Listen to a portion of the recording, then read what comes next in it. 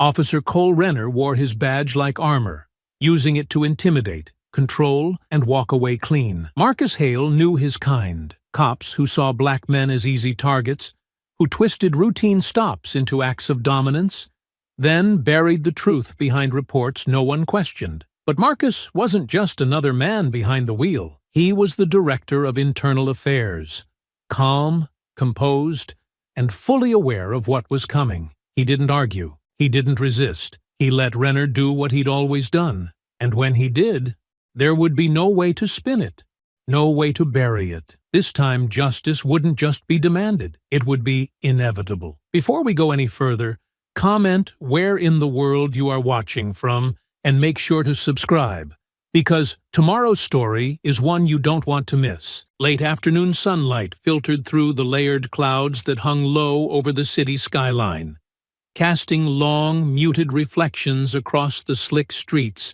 still glistening from an earlier rain. The air carried that faint metallic tang that lingered after a storm.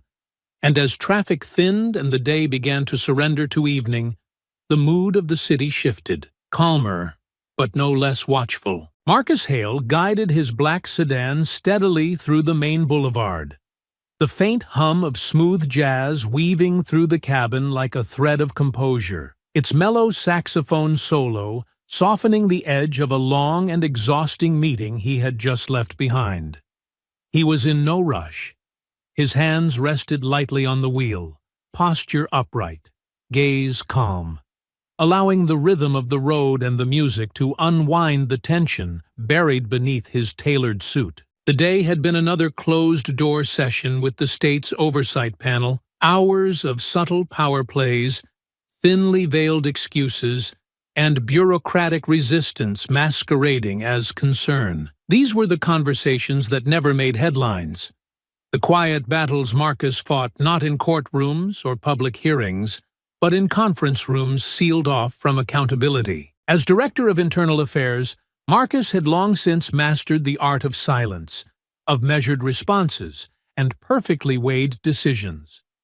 He had learned when to speak and when to simply observe, when to press forward, and when to gather more rope. But even the most disciplined man could feel weariness settle in his bones after hearing the same evasions repeated by people sworn to enforce the law. As the traffic lights cycled in rhythmic patterns and the downtown stretch began to narrow toward older, quieter streets, Marcus noticed a patrol car merging behind him. At first, he thought nothing of it. City cops drifted in and out of lanes all the time. But after 2 turns and a right signal that the cruiser also mirrored, his eyes shifted to the rearview mirror with quiet certainty. The police car was following, not aggressively, not with sirens or flashing urgency, just close. Closer than necessary. The lights came on 2 blocks later. Red and blue flashed across the polished dash and windshield, bouncing off the rear view and flooding the cabin in artificial urgency. Marcus reached calmly for the dial, lowering the volume of the music without a word. He signaled his turn, eased the car to the curb beneath a tall streetlight that hadn't yet flickered on, and shifted the gear into park. The rain-soaked pavement mirrored the cruiser's lights in long, jagged streaks, and for a moment, everything was still. He kept his hands on the wheel, palms open, fingers relaxed but visible. He did not frown. He did not sigh. This wasn't new. What mattered now was how it was handled. Through the mirror, he watched the patrol car's driver door open and a man step out with deliberate pacing. Stocky frame, neatly pressed uniform, squared shoulders.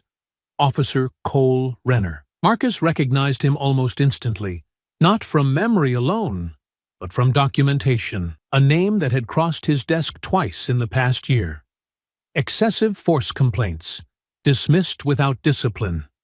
Use of authority reviews, quietly settled. No charges, no internal consequences.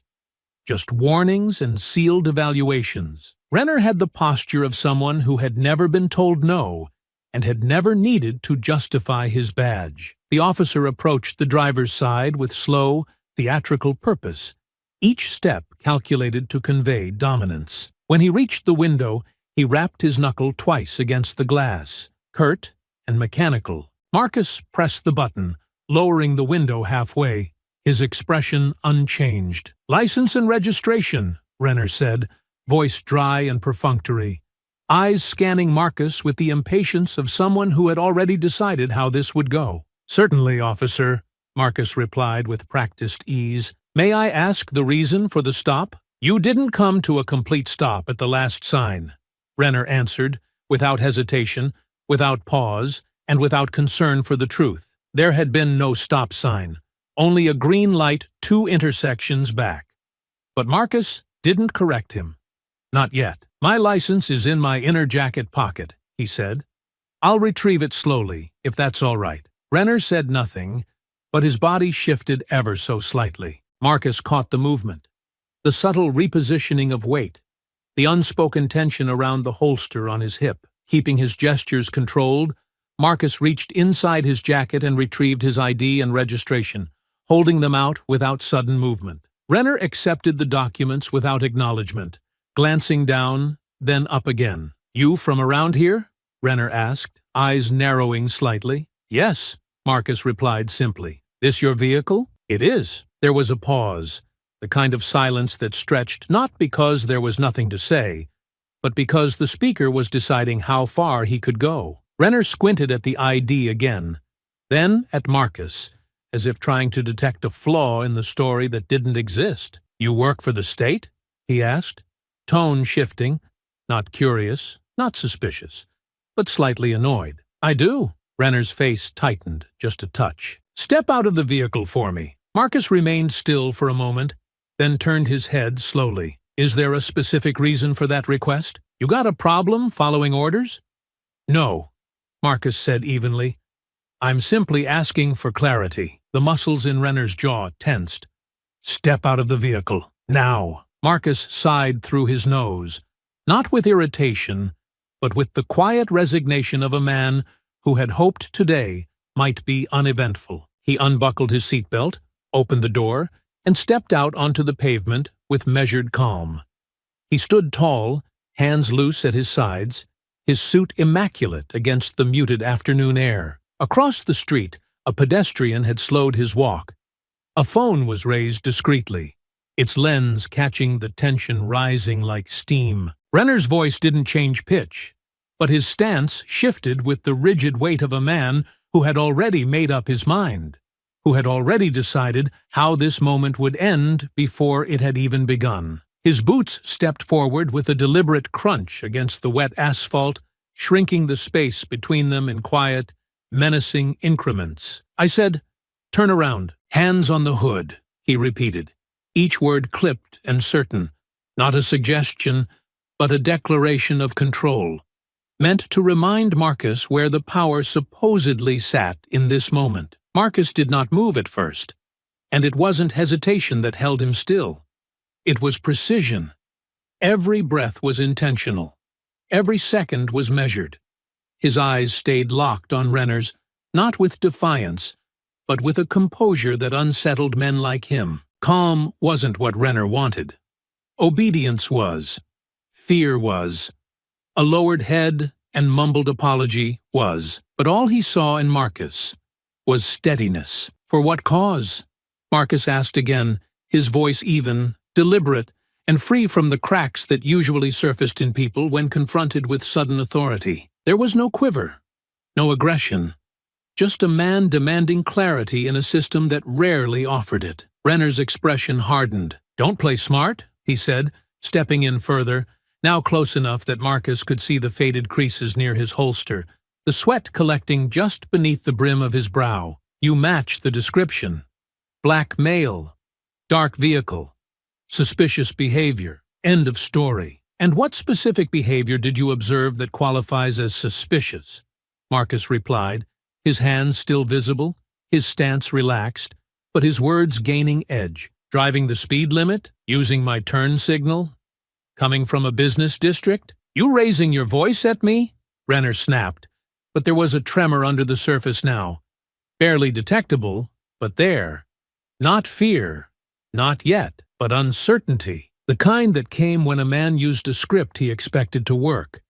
And it didn't. I haven't raised my voice, Marcus answered, tone still even, still quiet. I asked you to explain your stop. I don't have to explain anything to someone who doesn't follow basic instructions. Renner fired back, his voice now beginning to rise, fueled not by authority, but by frustration. Step around the car. Place your hands on the hood. Marcus let a breath pass through his nose, almost imperceptibly. He didn't want to give this man anything that could be read as resistance, but he also wasn't about to fold into submission just to preserve someone else's illusion of control. Slowly, he turned, taking the 2 steps toward the front of his vehicle, placing his palms on the cool, rain-slicked hood with the patience of a man who had seen far worse than an angry patrol officer. The metal beneath his fingers hummed faintly with the warmth of the engine, but the air around him was charged, each breath sharper, each sound more vivid. Behind him, he heard the unmistakable rustle of a duty belt shifting, the coarse breathing of Renner stepping into position. And then came the shove.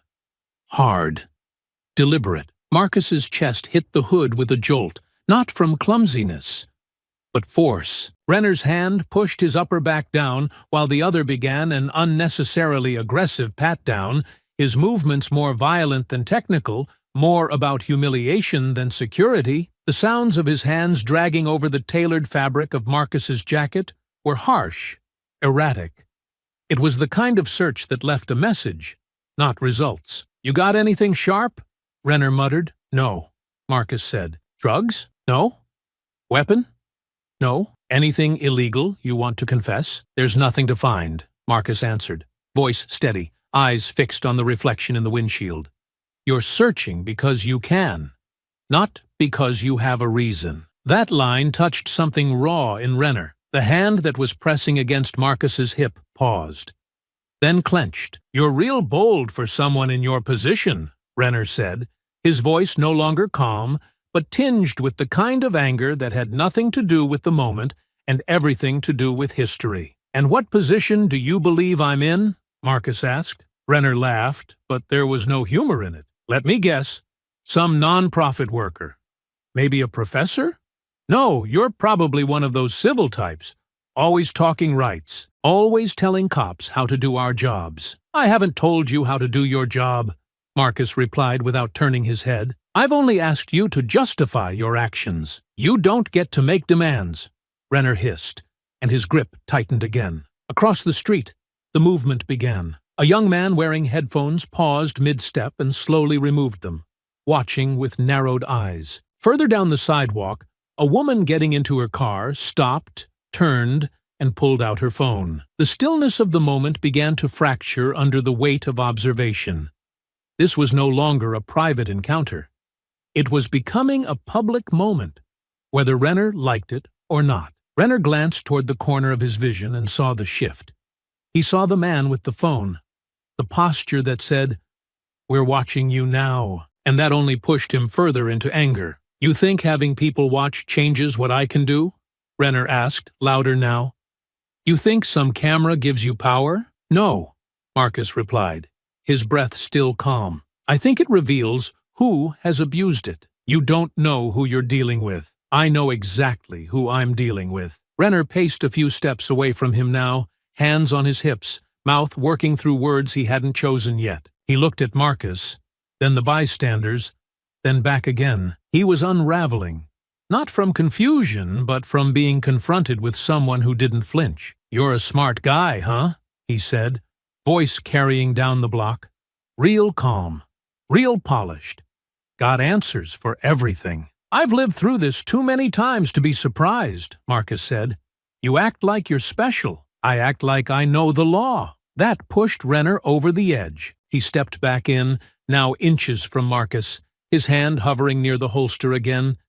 He didn't draw, but his fingers rested against the latch, letting it be seen, letting the possibility hang there like a threat. "You keep running your mouth," he said, voice dropping low and dangerous, "and you'll see what happens when I stop being patient." "I'm not asking for patience," Marcus said, meeting his eyes directly. "I'm asking for accountability." The silence that followed felt heavy, pressing down from all directions. A light drizzle began again.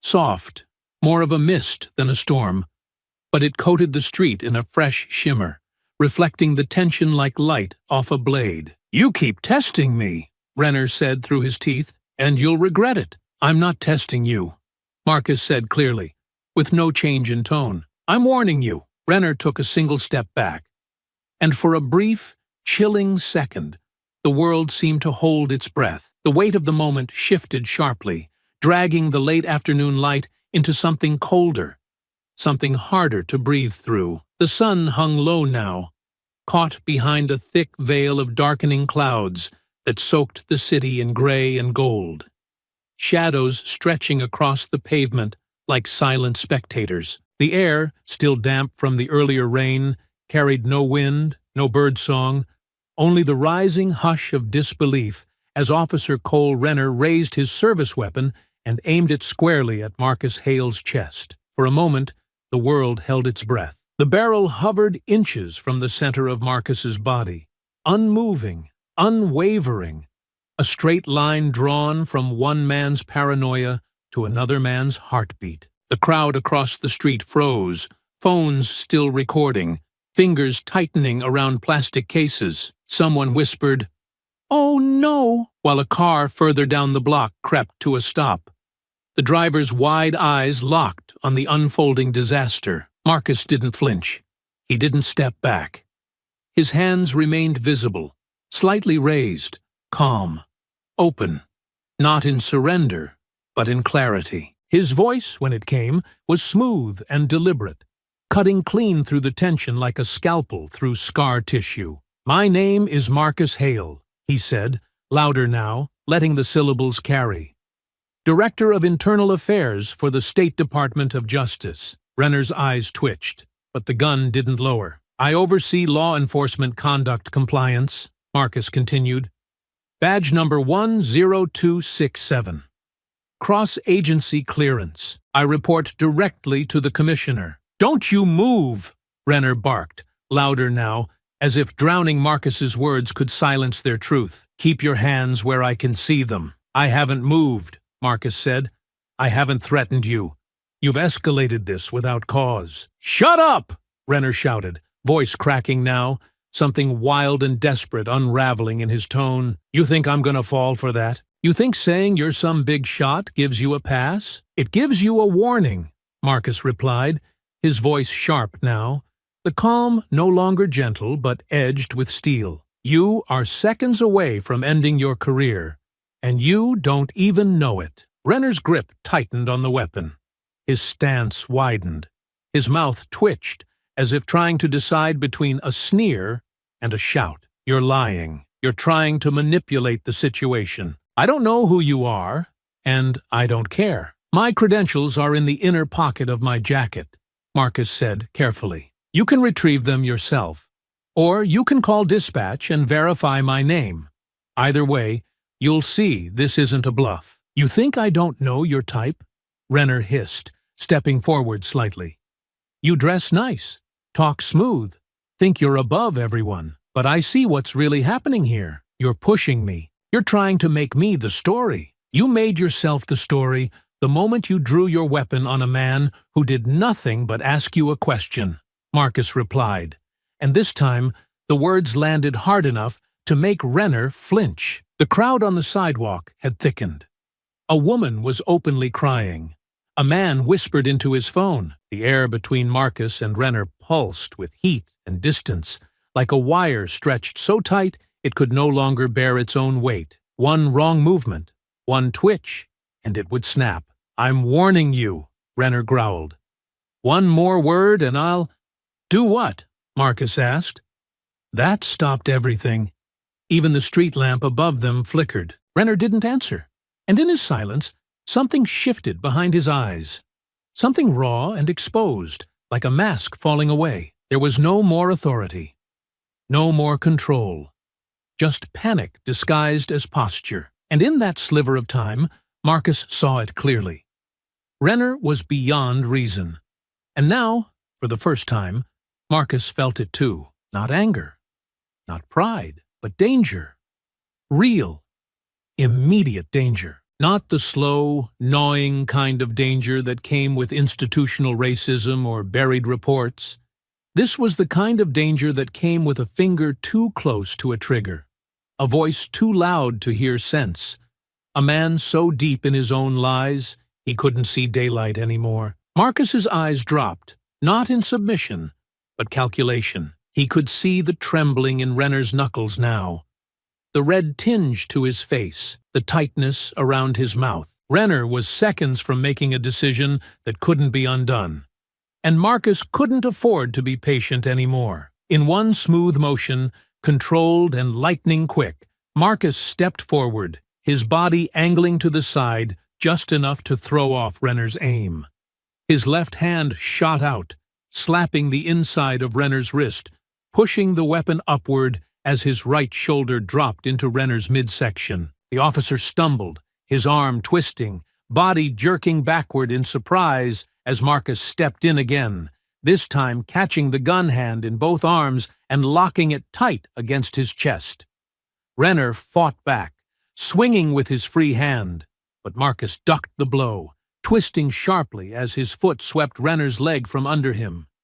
They hit the pavement hard, Renner first, back slamming into the wet asphalt with a dull, bone-jarring thud. The weapon skidded away, spinning toward the curb, just out of reach. Marcus rolled with the motion, not giving Renner space to recover. He pinned him quickly, one knee braced against the officer's forearm, the other pressing lightly to his ribs. Renner struggled, thrashed once, but the fight was gone. Not physically, he still moved, but the moment of dominance had passed, and both of them knew it. Marcus held the position without striking. He didn't yell. He didn't gloat. He simply stayed there, breathing steadily, making sure the man beneath him knew who had made the choice. "You aimed a weapon at an unarmed man," Marcus said, his voice calm again, though now heavy with authority that couldn't be denied. "And now you'll answer for it. You're finished." Renner spat from the ground, his voice shaking with rage and desperation as rain mist clung to his face. "You assaulted an officer." Marcus leaned down slowly, his expression unreadable, calm radiating from him like heat from stone. His voice was measured, but sharp enough to slice through every lie and deflection. "So did you." Renner's eyes narrowed with fury. With a sudden burst of energy, he twisted beneath Marcus, one hand wrenching free from beneath the pressure of his pinned arm. He lashed out violently, elbow catching Marcus's ribs with a thud. It wasn't precise, just raw, panicked aggression, but it was enough to force Marcus to shift. The crowd gasped. Marcus reacted instantly, rolling off the officer's torso and onto one knee in a practiced defensive maneuver. He raised his arms just in time to catch Renner's follow-up strike, an erratic punch that lacked aim but carried the weight of humiliation. Marcus absorbed the impact on his forearm, then stepped back, giving ground not because he was losing, but because he was calculating. Renner scrambled to his feet, soaked and furious, hands clenched, mouth foaming with curses. "You don't get to put your hands on me!" he shouted, pointing wildly as if his voice alone could restore control. "You don't get to fight me like you're the law." "I didn't fight you," Marcus said coldly, his chest rising and falling as the adrenaline tightened in his veins. "I stopped you from killing someone." Renner charged. Marcus didn't hesitate. He pivoted, sidestepped the tackle, caught Renner's right arm mid-motion, and with a sharp twist, redirected the momentum, slamming Renner back toward the hood of the cruiser. The metal echoed from the impact. Marcus followed through, sweeping one leg behind the officer's knee and collapsing him to the ground in a single controlled motion. Rain splashed around them. Renner hit the pavement again with a grunt, and this time Marcus didn't let him twist free. Kneeling behind him, he applied a tactical joint lock, grabbing Renner's wrist and folding his arm up and back until the tension immobilized his shoulder. The crowd across the street had grown larger, all eyes glued to the scene. A chorus of voices rose at once. "Is that all on video?" someone asked aloud. "Bro, I'm live right now," Devin muttered, holding his phone with both hands, His voice hushed but urgent. "This is streaming to like 4,000 people. They're blowing up my chat. Everyone's watching this go down. You get his badge number? Got it all.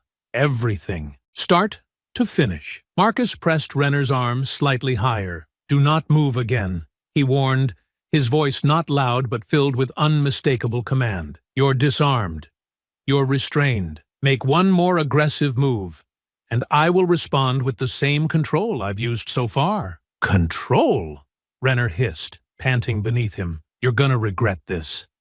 I swear it." "I already regret letting it go this far," Marcus said. "But you made sure I didn't have a choice." He scanned the area quickly, eyes sharp and alert. The service weapon Renner had drawn was still lying near the gutter, partially obscured by a wet plastic bag blowing in the wind. Marcus kept his weight on Renner's back with one knee as he reached out and dragged the gun toward him using the edge of his foot. Once it was in reach, he picked it up, checked that the safety was on, then stepped back and used Renner's shoulder radio. He pressed the button. "Unit 417, requesting immediate backup," Marcus said into the mic, his voice crisp, professional, unshaken. "Officer involved in use of force confrontation.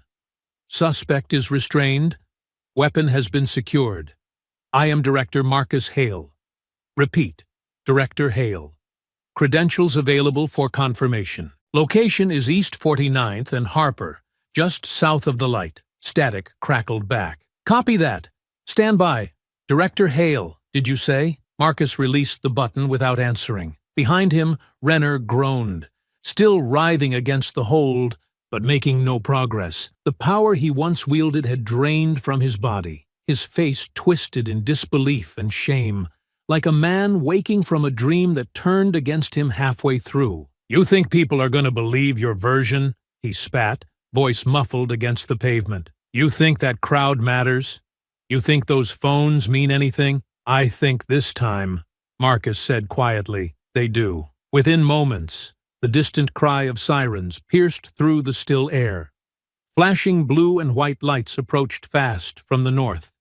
Tires screeched as two patrol cars pulled in beside them, doors swinging open. Officers emerged, weapons drawn, but they hesitated when they saw the scene.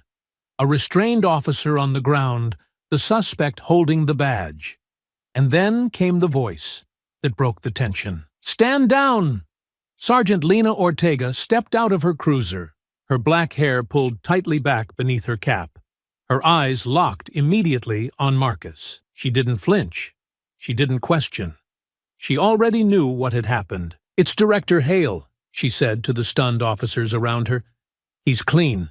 That weapon wasn't his." "About time," Marcus said, stepping back and allowing the nearest officer to take Renner from the ground. Ortega moved toward him. "You all right?" Marcus nodded. "Better than I should be." The officers retrieved the weapon, secured it in an evidence bag, and placed Renner in cuffs. The officer's face was red, bruised, soaked in both rain and shame. He shouted again, his words wild and meaningless now. "This is political. He jumped me. He set this up." Ortega didn't look at him. She turned to Marcus. "We'll get statements at the precinct. You have the footage?" "I don't," Marcus said, glancing toward Devon. "But he does." Devon stepped forward, lowering his phone just slightly. "I got everything, ma'am." From the first moment he pulled over. "Live-streamed the whole thing." "Good," she said. "We're going to need that." As Renner was led to the cruiser, hands cuffed behind his back, yelling about lawsuits and revenge, the scene grew quiet again. The rain had slowed to a light drizzle. The crowd began to disperse, murmuring as they walked away, some still whispering about what they'd witnessed. Marcus stood still, unmoved, the streetlight catching the lines of his face, and the water beading on his jacket. He didn't say a word. He didn't need to. By sunrise, the city was no longer quiet. The footage had spread faster than even the sirens the night before. What began as a live stream from a bystander named Devon Knox had been clipped, subtitled, reshared, and dissected by thousands within hours. Before dawn, it was on every major social platform, labeled with words like police misconduct, racial profiling, and heroic restraint. By mid-morning, national news anchors were reading Marcus Hale's name aloud in prime time. Director of Internal Affairs involved in controversial traffic stop. Civilian disarms officer in self-defense. Turns out to be DOJ official. Justice turns on the badge. Who is Marcus Hale? There was no hiding now. The video began with the flashing lights, the quiet stop. The moment Marcus rolled down his window, it built slowly, but each moment escalated with perfect clarity. The audience didn't need narration. They could hear Renner's tone, feel the aggression seep into his voice. They could see Marcus's calm, the way he never raised his hands in anything but visible compliance. The dialogue, the tension, the gun being drawn, the takedown, it was all there. Unfiltered, uninterrupted, captured from the very first flicker of abuse to the moment backup arrived. It was, in many ways, the perfect storm, and the department knew it. By 10 that morning, the city's official communications office released a brief, sterile statement. The incident involving one of our officers and a state official is currently under internal review. No further comment will be made until the investigation is complete. No names were mentioned. No details acknowledged. No apology offered. But the damage had already taken root. Protesters gathered outside the precinct within hours. Some held signs. Others simply stood in silence, holding up phones playing the video on loop. The footage had become a symbol, not just of this one moment, but of the countless others that didn't have a Devon, didn't have a camera, didn't have a title like director to shift the balance. For Marcus Hale, however, the real chaos wasn't in the streets. It was at home. The sun had barely risen when the first reporter rang the bell. By midday, a full row of cameras stood parked outside the Hale residence. Neighbors peered from behind their blinds. Drones buzzed faintly overhead. Journalists from networks Marcus had once briefed during quiet, off-the-record investigations now shouted questions at his gate, demanding quotes, reactions, televised apologies, televised statements. Inside the house, Marcus stood by the window, still in his undershirt and slacks, sipping black coffee that had gone cold an hour ago. His expression hadn't changed. It was the same still mask he'd worn on the street, only now there were no cameras he controlled. "You can't ignore this," Maya said gently, standing beside him. "They're not going to let this go." He said nothing. His eyes tracked a young reporter as she paced near the fence, lips moving quickly into a microphone. "You didn't do anything wrong, Marcus. That's not what they're asking. They're asking for the truth." "No," he said, setting the cup down. "They're asking for an angle." Maya walked to the table and picked up the department-issued phone Marcus had tossed there earlier. Notifications flashed across the screen. Missed calls, emails, statements pending approval. She turned it face down and looked at him with the same piercing clarity that had always kept him honest. "You don't get to be silent this time," she said. "You've seen too many people silenced, too many cases closed, too many lives twisted by this exact kind of thing. You've always operated in the background,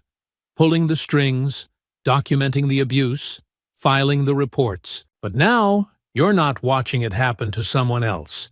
It happened to you, and they're waiting to see what you do about it." Marcus rubbed the bridge of his nose, sighing through the weight of it. "I'm not a symbol." "No," Maya said. "But you could be the one that forces the system to look at itself." He nodded once, slowly, without commitment. That afternoon, the silence broke, not from Marcus, but from inside the department. Without warning, an internal memo was circulated from the commissioner's office. Paul Destry's personal header at the top, signature at the bottom. It was brief, but chillingly clear. Effective immediately, any ongoing investigations overseen by Director Marcus Hale shall be reassigned to independent review pending administrative clarification. Marcus received no warning, no phone call, no explanation. They were stripping him of his own investigations. Every case he had worked, every report nearing its conclusion, every complaint he'd prepared to act on, every officer he'd watched for months, was suddenly pulled from his hands and redirected elsewhere. Cases were paused, files locked, access revoked. The message wasn't subtle. It wasn't just about optics. It was retaliation. The commissioner's office released a second statement shortly after, citing a need for neutrality during the investigation involving one of our senior officers. They claimed the reassignment was for Marcus's protection and integrity. But the truth was unmistakable. Destry was circling the wagons, distancing the department from the man who had become the face of its worst nightmare. That evening, as the sky burned orange and the camera crews packed up just long enough to catch a late meal, Marcus sat in his study alone, blinds drawn, the room lit only by a desk lamp. Case files still lined the shelves, but now they felt like ghosts. Locked drawers, empty folders. Maya entered quietly and set a fresh cup of coffee beside him. "I'm sorry," she said. "I know what this job means to you." Marcus didn't answer for a long time. He stared at the framed citation on his wall, the one that praised him for exceptional service in rooting out internal corruption. Eventually, he said, "They're trying to make me regret defending myself. They can't rewrite what happened." "No," he said. "But they can erase what comes next, if I let them." Maya sat across from him. "So what are you going to do?" He leaned forward, his hands clasped, not with fear, but with purpose. His voice was soft, but it carried weight. "I'm going to make sure they don't get the last word." The city never really slept, but in some places it held its breath. At night, the Department of Records and Internal Oversight sat in near silence.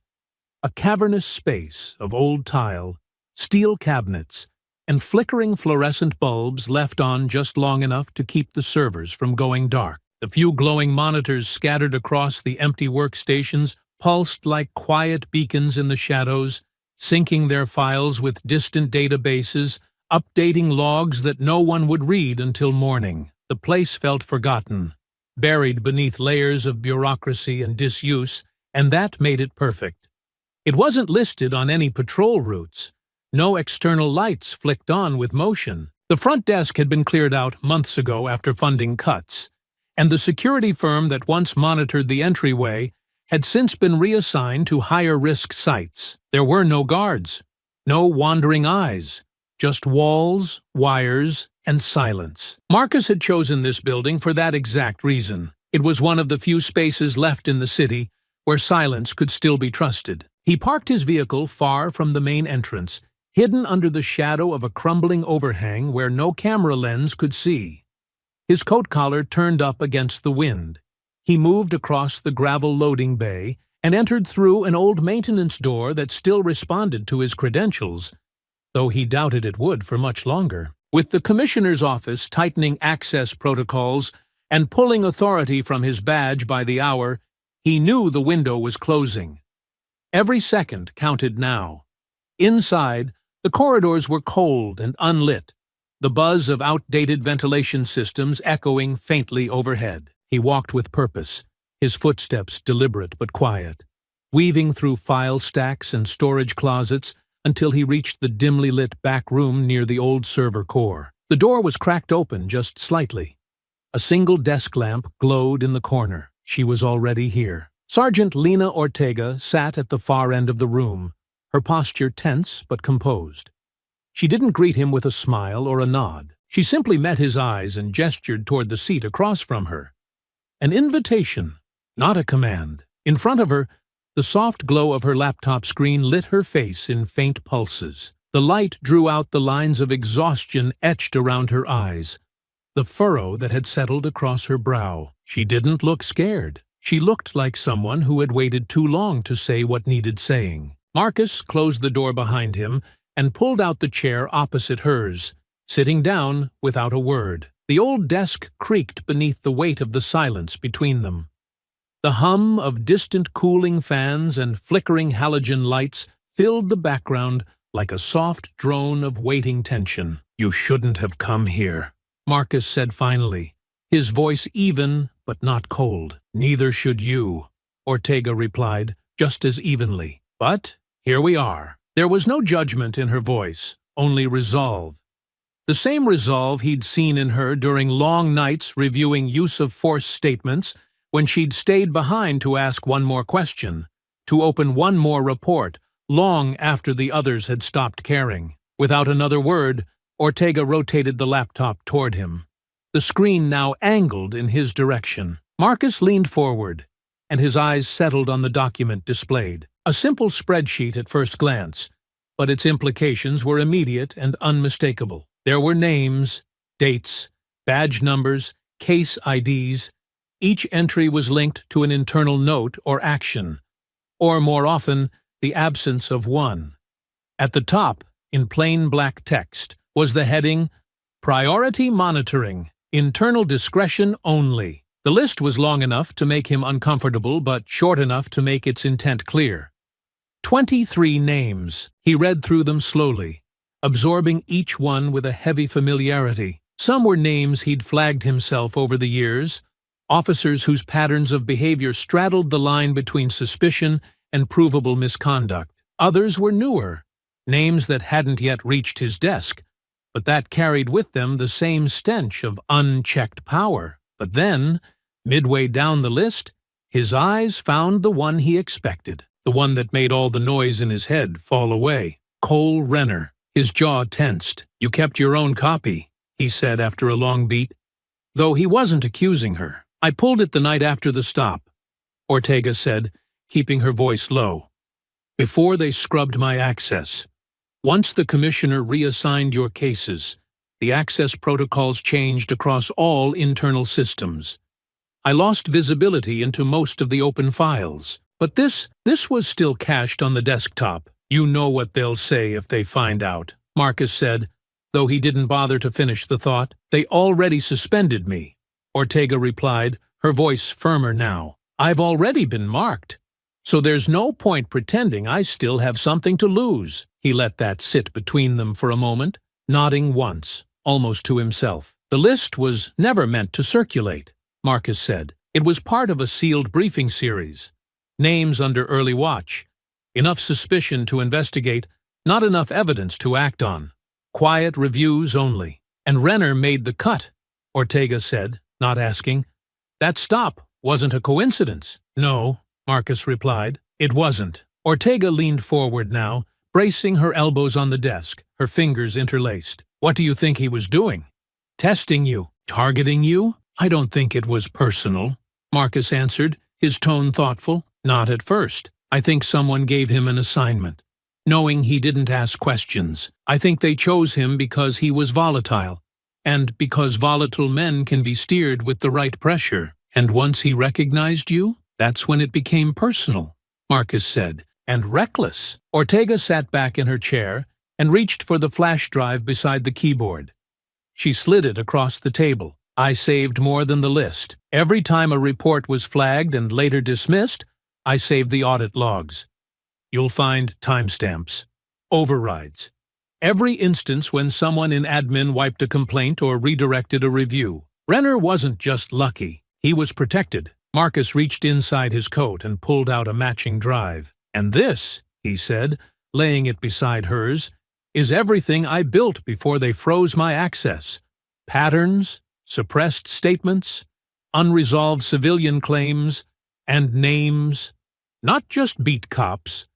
People upstairs." For a moment, they just sat there, both drives between them like weapons on a table neither of them wanted to use. "I think we both know," Ortega said quietly, "that this doesn't end with Renner." Marcus nodded, eyes fixed on the list still glowing on the screen. It never did. By the end of the week, the city was no longer watching. It was marching. The footage of the traffic stop on East 49th had evolved beyond an isolated moment of abuse into a movement that rattled the very ground it was filmed on. What began as a bystander's steady hands and an instinct to record had swelled into a collective reckoning, spilling out across neighborhoods, bleeding through barriers of class and district lines, and converging into one clear, thunderous demand: accountability without delay and justice without compromise. Screens everywhere, from phones to storefront televisions to massive LED billboards, flashed stills of Marcus Hale, with his hands raised in quiet restraint, and of Officer Cole Renner in full uniform, weapon drawn, caught mid-escalation. The video had circulated so widely, so rapidly, that even news stations that typically sidestepped controversy had no choice but to feature it. Talk shows, live streams, and primetime broadcasts all made room for it in their rotations, each one dissecting every frame of the footage with the obsessive care of a surgeon studying a rare pathology. The world had not just witnessed it, they were absorbing it, framing it, interpreting it through every lens of race, authority, protocol, and morality they could reach for. Yet amid the rush of voices rising in solidarity and outrage, there were others, voices cloaked in professional neutrality, who tried to pull the conversation away from what was plainly visible. Panels filled with law enforcement experts and sanitized legal commentators began to offer their polished assessments, not of Renner's decision to escalate, but of Marcus's measured response. Some questioned whether a man in Marcus's position, no matter the threat, should have physically engaged with an officer.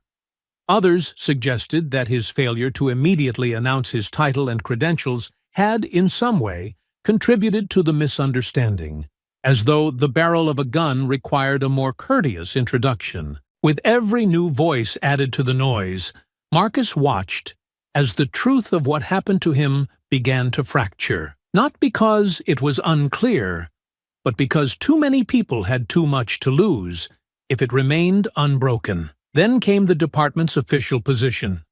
3 days after the confrontation, the Office of Media and Communications issued a 2-sentence statement to every press outlet in the city, and within minutes, it was everywhere. The carefully worded release read, "Due to technical interference at the time of the traffic stop involving Officer Cole Renner and Director Marcus Hale, the body camera footage experienced partial corruption. We are working diligently to recover the missing data." The implication was as sharp as it was cowardly. The footage, they claimed, was compromised. The only full record of the encounter now rested in the hands of a civilian. And while Devon's video was damning, it was not theirs. It had not passed through their filters.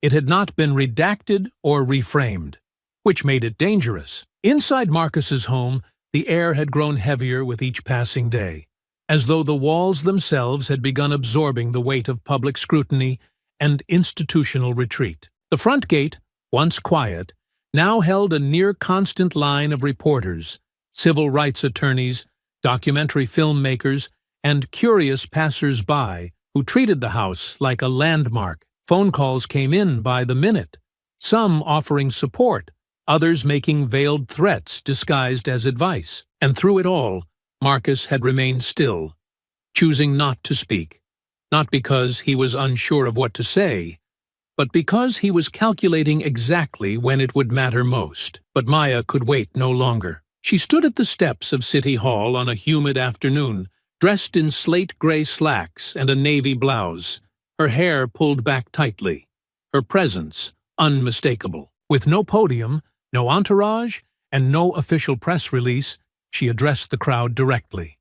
Her voice carried not by microphone, but by purpose. "My husband was calm," she said to the hundreds gathered below. "He was respectful. He followed every instruction given to him, even as those instructions shifted from protocol to intimidation. He made no sudden movements. He made no threats. He did what every black man is told to do when stopped by an officer. He survived." The crowd stood in silence, many nodding, some recording, all listening. "But survival," she continued, her voice growing stronger, "should not be considered a triumph. It should be the minimum. And when an officer raises a weapon to a civilian who poses no threat, when a department chooses to explain away that decision instead of condemning it, when the only full footage mysteriously disappears, and when the man who exposed all of it is asked to stay silent for the sake of appearances, that is not justice. That is preservation of power. And we will not preserve a system that sacrifices the truth." The footage of Maya's speech traveled almost as fast as the original video. Within hours, She had become the voice of the moment, clear, composed, and utterly unwilling to let the city forget what had happened. While Marcus remained behind the scenes, piecing together patterns and planning his next move, Maya carried the fire forward. And then, quietly, the summons came. It wasn't formal. There was no official letterhead or electronic trail, just a short message sent through an intermediary, delivered by a department liaison too nervous to hold eye contact.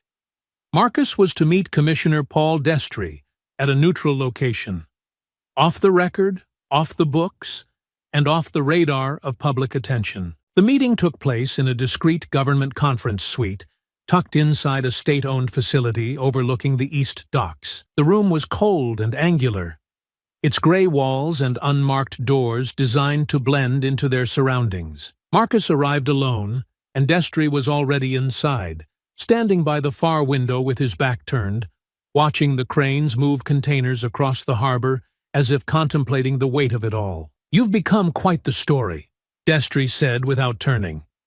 His voice was dry, calculated, and too calm. "I didn't ask to be," Marcus replied as he remained standing. Destry turned slowly, gesturing toward a chair across the glass table between them, but Marcus stayed where he was. The commissioner studied him for a moment, then gave a slight nod and sat down himself. "We're in a difficult position," Destry began, folding his hands in front of him like a man delivering a sermon. "There are protests, calls for resignations, media hysteria. Emotions are high. The public sees a villain and a victim. But institutions don't work in absolutes. They require subtlety, containment, compromise. If you're asking me to help contain this," Marcus said, his voice low but unflinching, "you're asking the wrong man. I'm asking you to think bigger than just this incident," Destry replied. "If this becomes a crusade, the fallout will go beyond Cole Renner. You know what's in those files. You know what happens if they surface. This city doesn't survive a scandal that large." Marcus said nothing at first. He watched the commissioner carefully, the way his fingers tapped gently against the desk, the way his eyes never quite met his own. There was no concern in Destry's expression, only calculation. "They were never just protecting Renner," Marcus said quietly. "They were protecting themselves." Destry didn't deny it. The system didn't respond with an apology. It responded with a warning. Within 72 hours of Marcus leaving that closed-door meeting with Commissioner Destry, the first breach occurred. It wasn't a physical break-in, not something so crude or obvious. It came in the form of an internal flag on the Department of Justice's audit system. At first, it looked like routine background traffic, a security review triggered by outdated clearance markers on a server cluster at Internal Affairs. But when Marcus cross-checked the ping against his own case folders, what he found was far more precise. His sealed files, encrypted, compartmentalized, and marked for future review, were gone. Not corrupted, not archived, gone. Entire investigations he had spent months assembling, complaints against veteran officers, internal memos showing deliberate suppression of misconduct, names that had come up in whistleblower interviews, all erased without a trace. Even his backup cloud vaults had been accessed, just long enough to disrupt the integrity of the timestamps, rendering any future disclosure subject to legal doubt. There was no digital footprint, no error report. Whoever had taken it knew exactly what they were doing. Marcus sat at his home office desk staring at the empty drive log, his hands folded in front of him. He didn't react outwardly, but something inside him settled. Not with defeat, but with clarity. They weren't afraid of exposure. They were afraid of survival. Because if Marcus Hale survived this intact, with proof, with documentation, with the public behind him, then the house they had built would fall, brick by carefully stacked brick. And so they moved to discredit, not with loud accusations, but with shadows. That same day, Maya received her first direct message. It didn't contain slurs or death threats.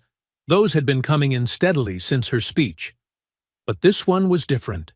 It was precise. The sender's handle was anonymous, but the photo attached showed Maya outside her office 2 days earlier, holding a case file beneath her arm, the streetlight behind her casting a narrow silhouette across the pavement. The message below it read, "Careful where you walk." Sometimes people forget to look both ways. She didn't show Marcus the message until late that night, once their son was asleep and the curtains were drawn tight. "They're watching us," she said quietly, placing the phone on the table. "Not just online. They're following." Marcus studied the image for a long time. The angle, the distance, the precision. It wasn't meant to scare her. It was meant to warn him. He'd pushed too far, and they wanted him to feel the cost. That same evening, protesters began gathering outside their home.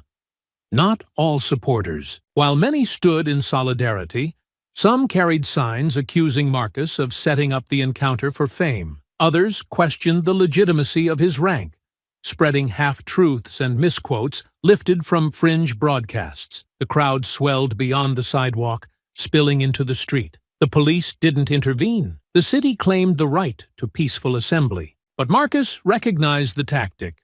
Flood the gate with noise, blur the line between protest and pressure, and create the illusion of doubt. And then there was Devon. The footage he had recorded, the same video that ignited the fire, had made him a hero in some circles and a target in others. He had turned down every interview and donation offer, choosing instead to focus on his job at a small tech repair shop on the south end of the city. But 2 nights after Maya's message, Devon's phone glitched during a call.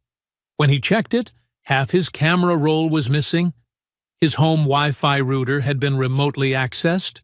His location settings had been toggled on without his input.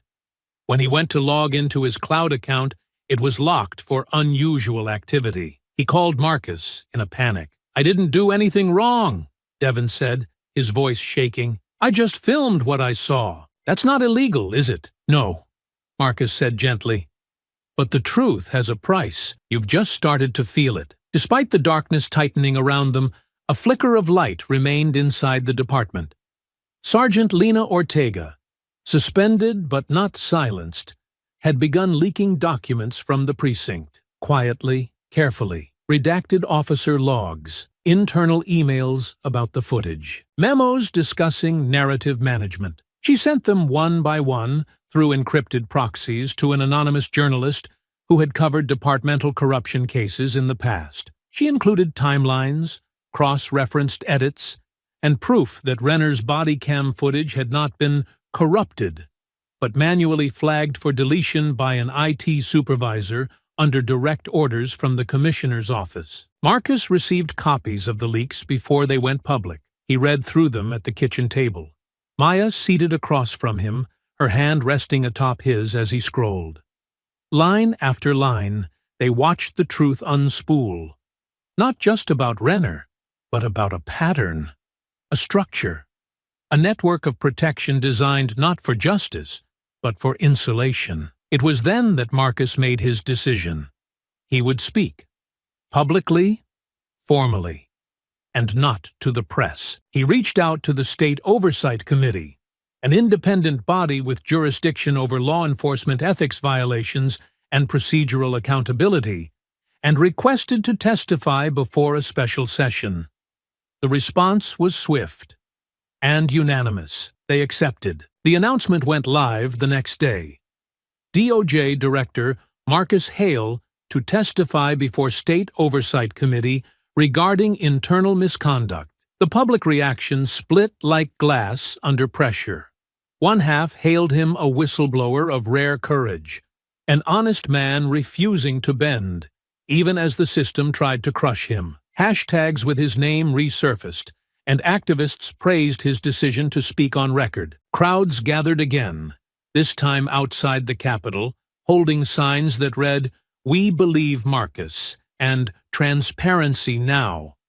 But the other half, driven by department loyalists, political mouthpieces, and thinly veiled hit pieces, pushed a different narrative. They called him a manipulator, an opportunist, A man playing victim to advance a personal crusade. His service record was scrutinized, twisted out of context. Old audio clips from past interviews were spliced into montages, made to sound arrogant, conspiratorial, radical. Marcus read the headlines, watched the segments, and sat in silence. He had spent a career building cases in the dark. Now the lights were on, and everyone was watching. In the days leading up to the testimony, the house was quieter than usual. Not because the world outside had calmed. If anything, it had only grown louder. But because the noise had reached a point where words no longer felt useful. Interviews aired every hour. Opinion pieces filled the Sunday pages. Every search of Marcus's name returned 1,000 interpretations of a man he no longer recognized. He sat most nights in his study, not drafting statements or building timelines, but simply thinking, not about what was said, but about what hadn't been, about what he had left unsaid for years. There had been a time, 7 years back, when Cole Renner's name first came across his desk, not as a suspect, not even as a threat, but as part of a promotion recommendation list. His supervisor had written him up for decisive field leadership and incident resolution under pressure, the kind of polished language that masked a pattern of aggression in clean terminology. Marcus remembered reading it, frowning slightly at the odd phrasing, and setting it aside. There had been a footnote, a formal warning 2 years prior for a traffic stop that had turned physical without cause. No formal complaint was filed, no charges, no attention. And so Marcus, buried under a dozen urgent investigations with real momentum, chose to flag it for review and move on. He hadn't denied the promotion. He hadn't signed it either. He'd let it pass by, unsigned but unopposed.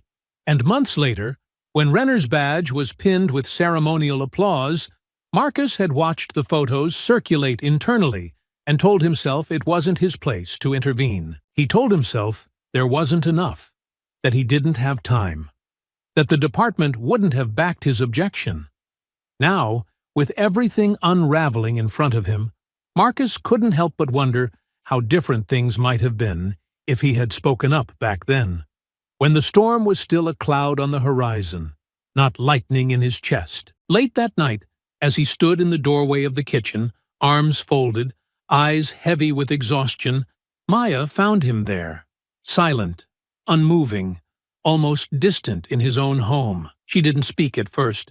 She just watched him, watched the way his shoulders rose and fell, like someone carrying more than weight. "You've been somewhere else all day," she finally said. "Wherever you are, you need to come back." "I've been thinking," Marcus replied, not turning around, "about all the times I should have done more.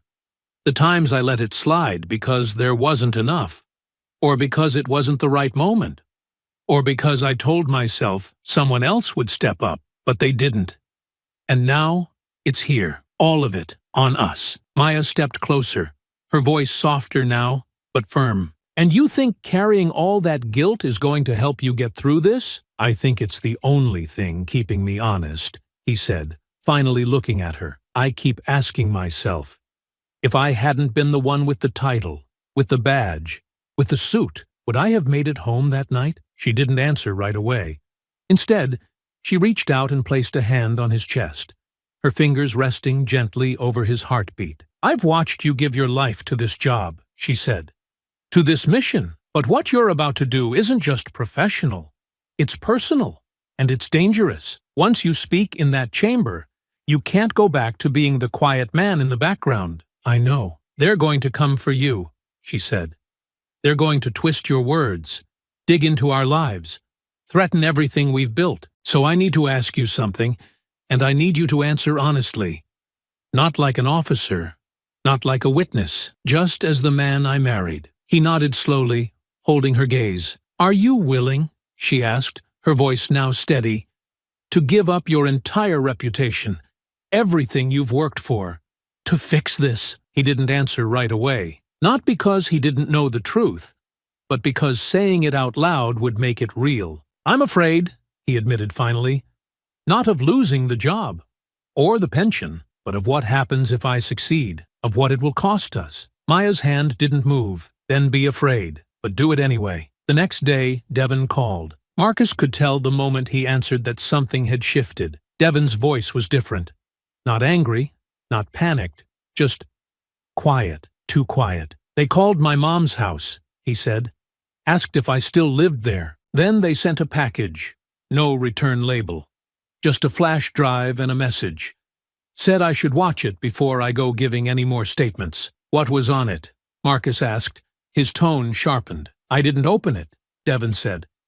"I didn't want to know. I've already been getting messages all week. People asking why I even filmed. Calling me a traitor.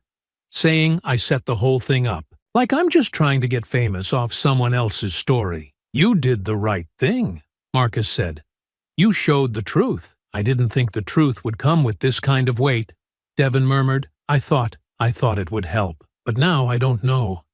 I haven't slept. I haven't gone to work. I'm scared to leave the house." Marcus didn't speak right away. Then, after a long pause, he said, "I need you to hold on a little longer. I know this isn't what you asked for, but what you did mattered. You gave them a reason to listen. And now, I have to give them the words to understand." Devon didn't reply, but he didn't hang up either. And that, Marcus took as enough. That evening, as he sat alone in the living room with the blinds drawn and the hallway light casting faint shadows across the wall, Marcus stared at his prepared statement. 12 pages of careful facts, unshakable proof, and measured conclusions. Then he pushed it aside, because when he spoke, it wouldn't be the paper that mattered. It would be the truth. The leak dropped just after sunrise, not as part of any official statement or orchestrated campaign, but as a quiet rupture in the city's carefully managed narrative, slipping past digital firewalls and comms teams with the precision of a scalpel to the heart. There had been no warning, no press advisory sent to inboxes the night before, no vague headline teaser meant to prepare the public for what was coming. Instead, the information arrived raw, direct, and unfiltered. An anonymous upload to a public justice reform database, nestled among thousands of forgotten cases and policy white papers, but glowing like a live wire once opened. Inside the upload was a full case record, time-stamped documents, internal memos, officer statements, redacted but still revealing, and a single chilling conclusion that no longer fit within the narrative the department had tried to maintain.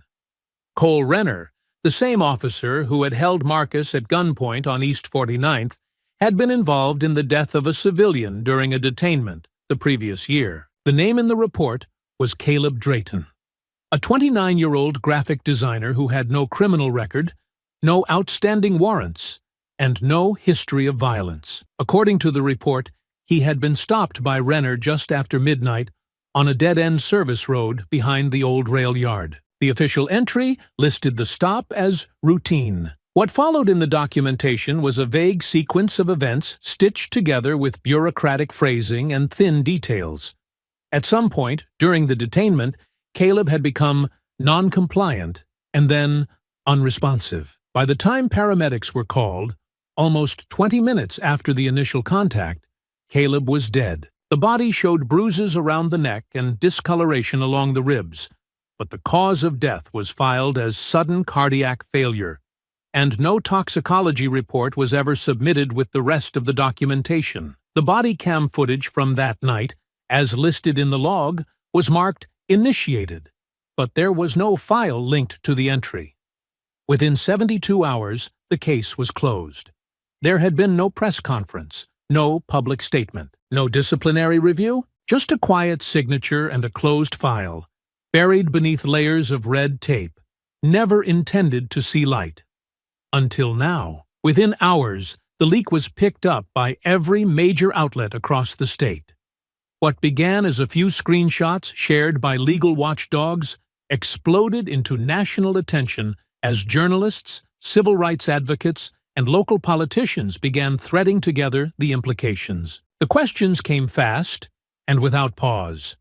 Why was this file sealed? Why was no external investigation launched? Who authorized the rapid closure? And how many more names had been buried the same way? The state attorney general, likely seeing the public pressure rising by the minute, issued an emergency order to formally reopen the case. The language in the release was cautious, an official commitment to re-examine new materials relevant to a previously adjudicated use of force incident involving Officer Renner. But the intention was unmistakable. The system had been caught failing, and now it was scrambling to appear engaged. As if the timing had been orchestrated by fate itself, an audio interview surfaced the following day featuring a woman whose voice trembled at first, but strengthened with every word. Her identity was shielded, her appearance blurred for safety.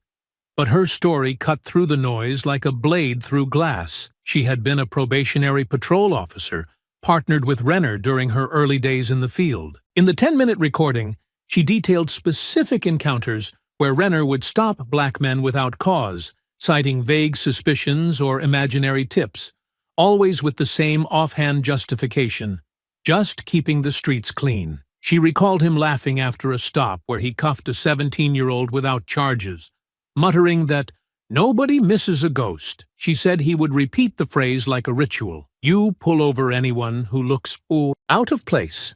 She had never reported it. "I thought it wouldn't matter," she admitted in the recording. "I thought if I said something, I'd be reassigned, or worse, labeled a problem, someone not willing to fall in line. And after seeing what happened to Director Hale, I couldn't keep that quiet anymore." Her statement, along with the reopened Drayton case, sent a tremor through City Hall and widened the fracture already forming within the department's foundation. Back inside the precinct, pressure mounted. And it didn't take long for that pressure to find Ortega. She had been careful. Every file she leaked passed through multiple layers of encryption, routed through old equipment never assigned to her badge ID. She used external drives, erased logs, moved during shift changes, but eventually, someone noticed. Maybe it was a line of code, a mirrored timestamp, or just a pattern flagged by an automated internal review. Whatever the trigger, it led to a closed-door meeting with a captain she didn't trust, and two investigators who didn't need to raise their voices. They didn't accuse. They didn't ask. They simply handed her a notice of suspension and told her to collect her things. She texted Marcus a single line that evening: "They cut me loose." That was all it said. No explanation, no defense. Just the quiet, surgical removal of the last voice he had within the walls of the department. One by one, they were silenced. Not through violence, but through administrative anesthesia. Now, standing on the edge of a public testimony that could shatter the department's credibility, Marcus realized the floor beneath him was no longer a floor.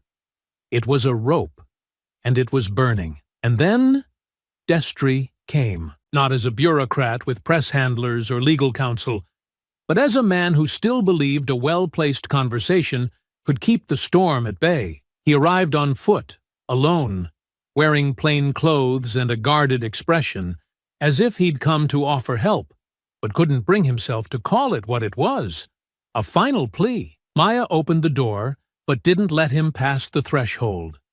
Marcus stepped out onto the porch, shutting the door behind him. The street was quiet. The air smelled like rust and ozone, the lingering promise of summer rain. Destry didn't mince words. "This case is beyond us now," he said. "It's no longer about right or wrong. It's about survival. Yours, mine, and the city's." Marcus didn't reply. Destry shifted his weight and looked down the street. "You step into that hearing, and we all fall. You know it. I know it. You still have an option. Early retirement, full pension, public commendation. We'll call it a transition, a necessary pause.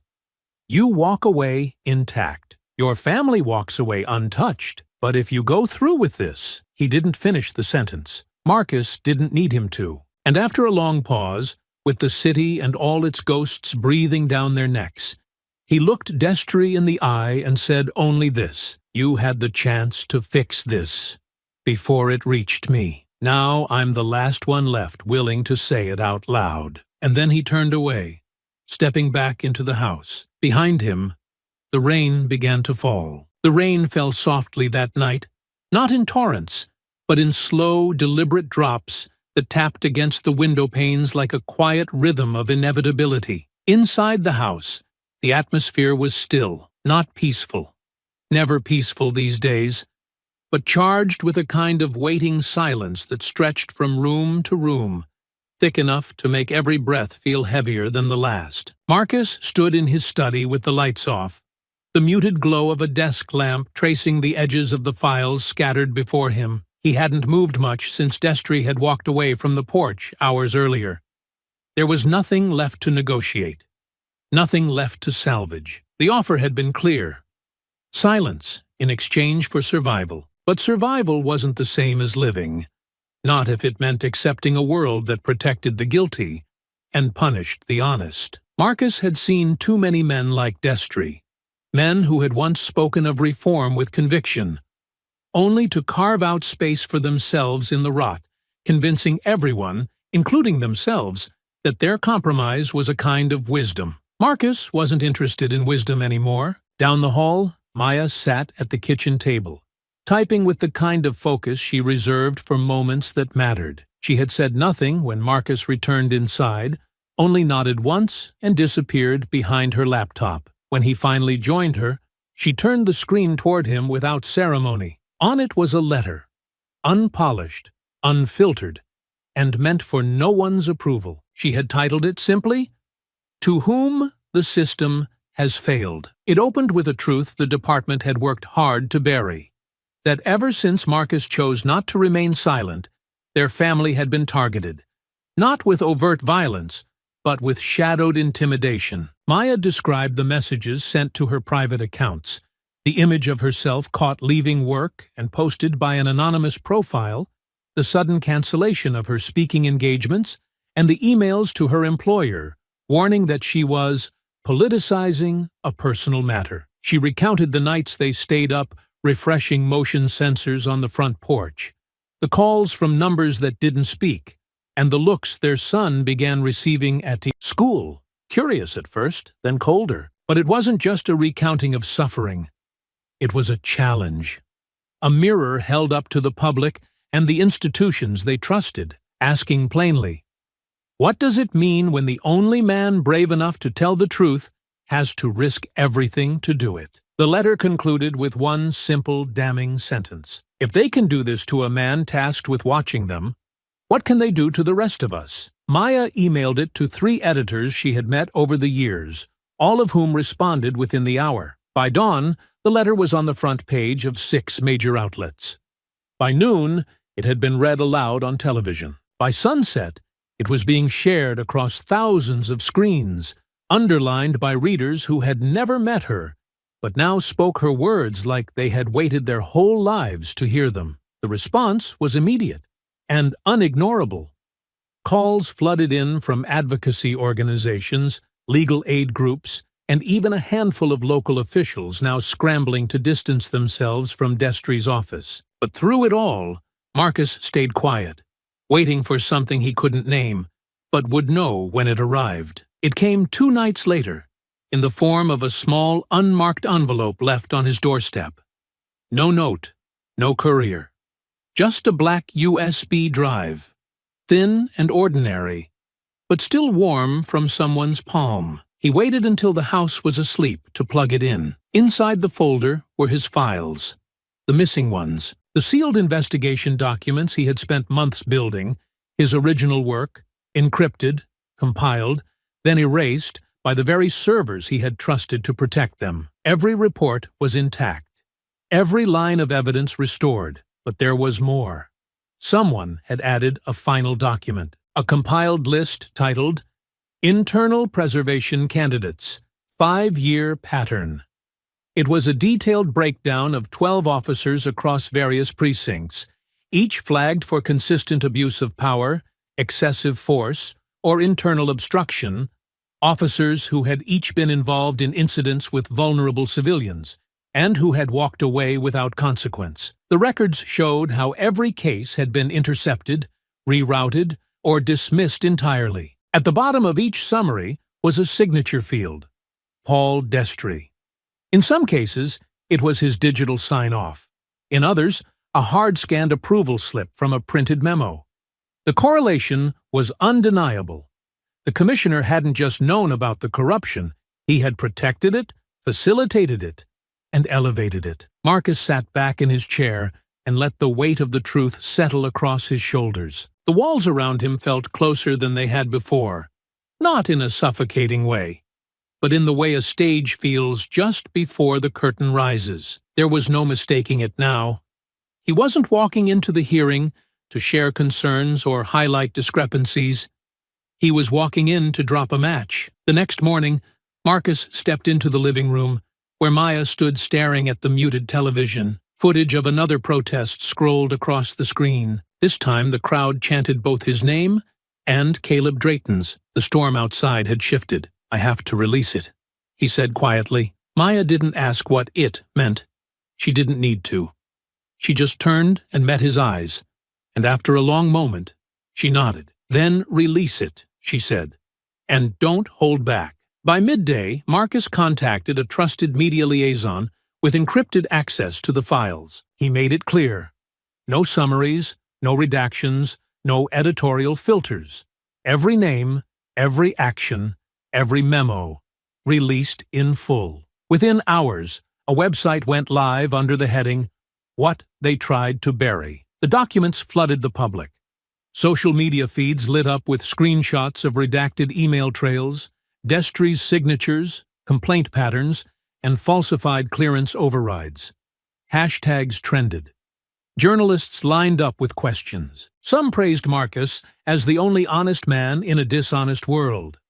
Others accused him of treason, of endangering public trust, of destroying the thin blue line that held society together. But Marcus didn't respond to the noise. He simply prepared for what came next. It was late morning when the podium was set. The steps of the state capitol had held 1,000 speeches before, most of them staged with flags, handshakes, and neatly folded rhetoric. But this time, there were no smiling faces behind the seal, no silent entourage standing in rows, no attempt to soften the edges of what had come. Just one microphone, one man, and the truth rising behind him like a storm refusing to pass. The air held that charged stillness before something breaks. The wind brushing against the shoulders of journalists, elbowing for position, their lenses tilted upward, their fingers hovering just above record buttons. Protesters lined the square beyond the barriers.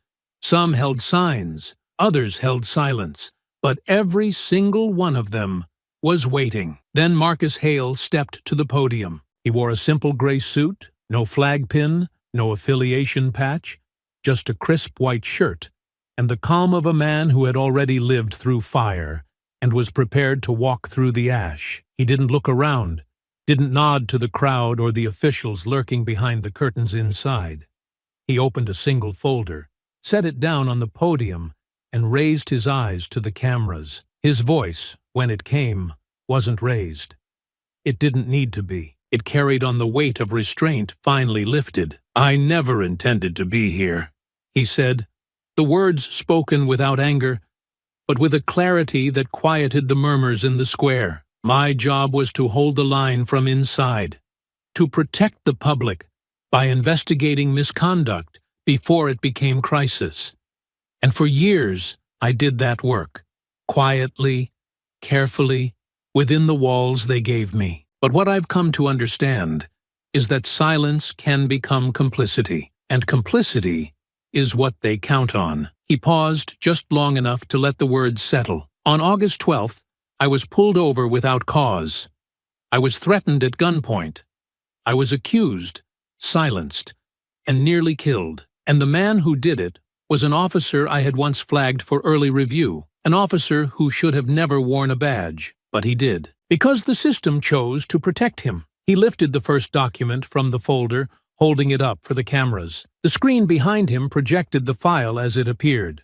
Unredacted, time-stamped, with signatures intact. This is one of 12 internal memos authorizing suppression of misconduct investigations involving city officers, all signed by Commissioner Paul Destry, all routed through an administrative override system designed not to investigate, but to erase. A murmur ran through the press corps, flashes going off as the image was captured from every angle. Marcus continued without flinching. Each of these officers was accused of misconduct, ranging from illegal detainment to excessive force.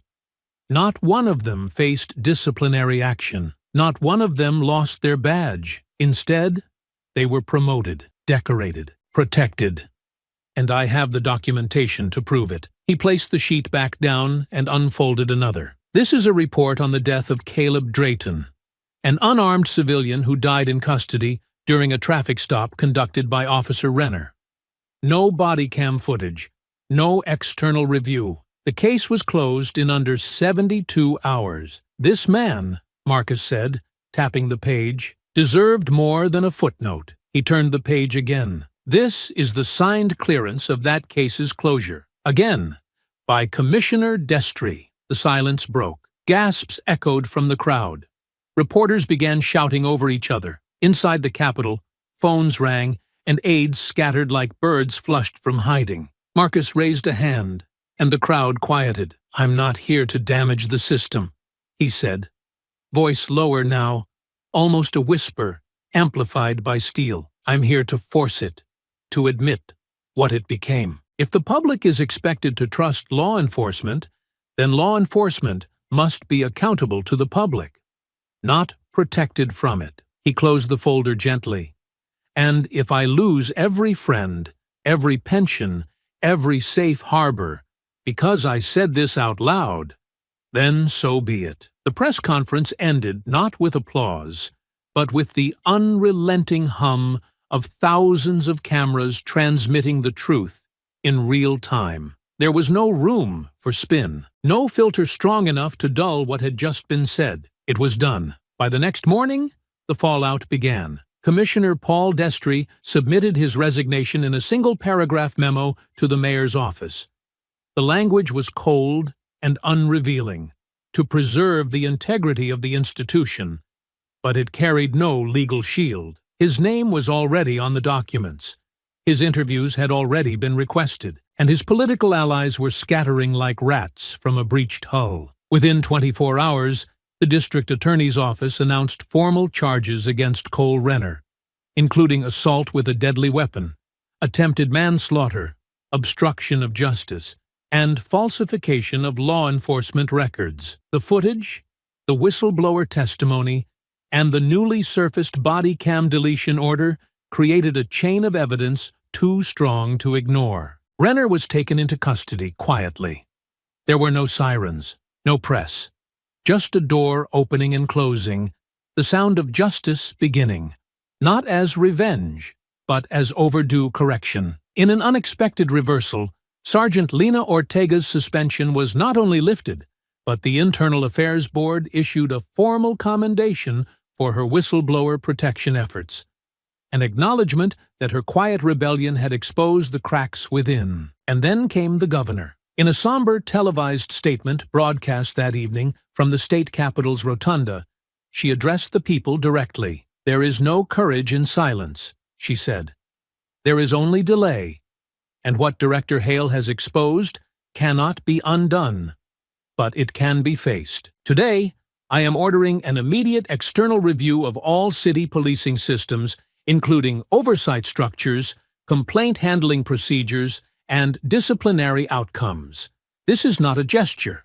This is the start of a complete restructuring." The cameras lingered for a moment on the governor's face, just long enough to capture the sincerity in her expression. Marcus watched from his living room, Maya beside him, her hand resting lightly over his. Neither of them spoke. They didn't need to. The echo of the last week was still unfolding. But one thing was certain. The silence had finally been broken. The courtroom wasn't large, but it felt cavernous in its silence. the kind of silence that comes not from peace, but from gravity. Every sound inside echoed with purpose. Every shift in the gallery, every shuffled piece of paper, every breath drawn by a juror had weight behind it, as though the walls themselves were listening, judging, remembering. When Marcus Hale took the witness stand, the room seemed to tighten in around him, not out of hostility, but out of anticipation. There was no ceremony in his entrance, no special introduction. He walked with steady steps, one hand brushing along the edge of the gallery railing, the other loosely at his side. He did not glance at Renner. He didn't need to. He placed his hand on the Bible, took the oath, and when he sat, he did not shift in his seat. His spine stayed straight. His eyes didn't flicker. It was the posture of a man who had carried too much truth for too long and had finally arrived at the only place where it could be released. The prosecutor's voice was quiet as she began, asking for the details of the stop. Marcus answered plainly, without embellishment. "I was driving home from a late meeting," he said, his tone measured. "It was dusk, and I noticed the cruiser behind me 2 blocks before the lights came on. I pulled over immediately." He recounted each moment with clinical accuracy, not robotic, but precise. The request for his license, the officer's tone, the moment his name was given and dismissed. The second Renner's hand hovered over his holster. The shift in air when the weapon came into view. "I told him who I was," Marcus said. "Not to escape consequence, but to establish clarity. I said, 'I'm Marcus Hale, Director of Internal Affairs, Department of Justice.' He didn't believe me. Or maybe he didn't care. "And your response?" the prosecutor asked. "I stayed still," Marcus said. "I followed protocol. I tried to de-escalate. I warned him. When I realized my life was in danger, I disarmed him and waited for backup." There was no anger in his voice, but there was something stronger. A deep, unflinching steadiness. He wasn't there to perform. He was there to remember. When the prosecutor asked what he believed would have happened had he not revealed his identity, Marcus paused. "He'd have shot me," he said.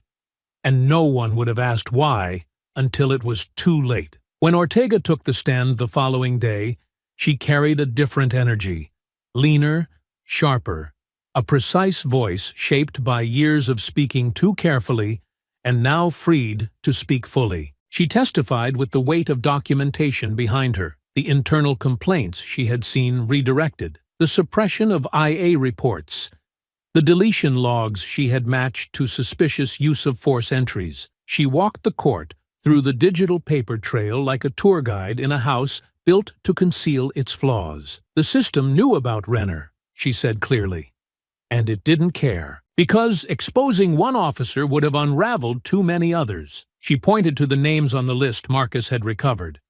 She described how overrides were routed to specific terminals. She even identified the unusual login activity on the night Hale's files disappeared. "They didn't lose the footage," she said. "They erased it." "Why you?" the prosecutor asked. "Why speak up?" Ortega hesitated for the first time, then answered, "Because for years I told myself I was helping by staying inside, but I was just keeping it afloat." Devon was different. When he stepped forward, dressed in a plain button-up and stiff slacks he clearly didn't enjoy wearing, there was a tremor in his voice, but not one of weakness. It was the sound of someone who had never expected to be a witness to history, and still showed up anyway. He spoke softly at first, describing what made him take out his phone, the way Renner's tone had shifted, the way Marcus had stayed calm, even when the barrel was drawn. "I kept recording," he said, "because something felt off, and once the gun came out, I knew this wasn't going to be another warning. This was going to be something else." He described what happened after, the threats in his DMs, the strangers outside his job, the flash drive someone sent to his mother's house. "They wanted me to delete it," he said, finally looking directly at the jury. "But I couldn't, because if I did, who would believe what we all saw?" When asked what he felt that night, he took a long pause. "I felt like I was filming the last moments of a man's life," he said, "and I was just hoping it didn't end that way." Then Maya Hale took the stand, and the courtroom changed. She didn't walk in like a witness. She walked in like someone who had already fought a war outside the courtroom and brought its evidence with her. Her presence was not theatrical. It was grounded, unshaken. She opened her laptop without prompting and connected it to the overhead screen with the ease of someone who knew the truth would not wait. What followed was a forensic unraveling. Maya walked the court through time codes and metadata, matching the known elements of Devon's footage to expected intervals from the cruiser's dashcam system. She demonstrated how a 2-minute blackout in the official archive coincided precisely with the moment Renner stepped out of his vehicle. "This isn't a glitch," she said, her voice even but edged.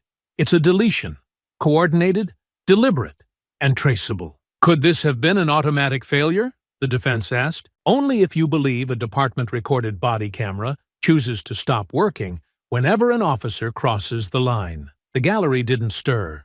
They didn't need to. The data was speaking now. After Maya's testimony, there was no air left in the room for argument. Only the inevitable. But the prosecution still had one more card to play. On the 9th day, they got it. Renner took the stand late in the afternoon, the sky outside darkening as clouds clustered overhead like an omen. He raised his right hand, took the oath with a flat tone, and sat beneath the lights, pale under the weight of what was now undeniable. "I did my job," Renner said, his voice measured, rehearsed. "I followed department protocols based on perceived threat. I did not act with bias, nor did I intend harm." The prosecutor, a seasoned woman named Hartwell with years of trial work behind her, stepped forward calmly. "Officer Renner, is it your sworn testimony that you believed Mr. Marcus Hale posed a threat to you during that stop?" "I didn't know who he was," Renner replied. "He was evasive, refused to provide ID at first. His behavior was erratic." Hartwell raised an eyebrow. "You're saying the Director of Internal Affairs was erratic?" "I didn't know he was the director," Renner snapped. "He only said it after I'd already drawn my weapon." "And when he said it, what was your response?" "I thought he was lying." Hartwell paused, then retrieved a printed exhibit from the desk. "In your original report, you stated, and I quote, 'The subject refused to provide credentials and appeared agitated, muttering legal phrases under his breath.' Would you agree that's an accurate transcription?" Renner squinted. "That's what I remember." Director Hale never raised his voice in the video. He never refused. He stated his name, his title, and offered you his credentials from his jacket. That moment occurs 36 seconds before your weapon was drawn. Are you still saying he only said it after? Renner shifted in the chair. "If I got the sequence wrong, it's because of the stress. Things move fast in the field. So you were mistaken." Yes, I may have misremembered the timing." Hartwell nodded slowly, not to comfort, but to let the words hang in the air. "Earlier," she continued, "you testified that your body cam was recording, but records show your cruiser's onboard dashcam was active upon ignition, then deactivated manually at 18:03. That's nearly a full minute before you approached Mr. Hale's car. Were you aware the camera had been turned off?" "I didn't turn it off," Renner said, his voice harder now. "I never touched it." "And yet the dashcam was stopped at the source.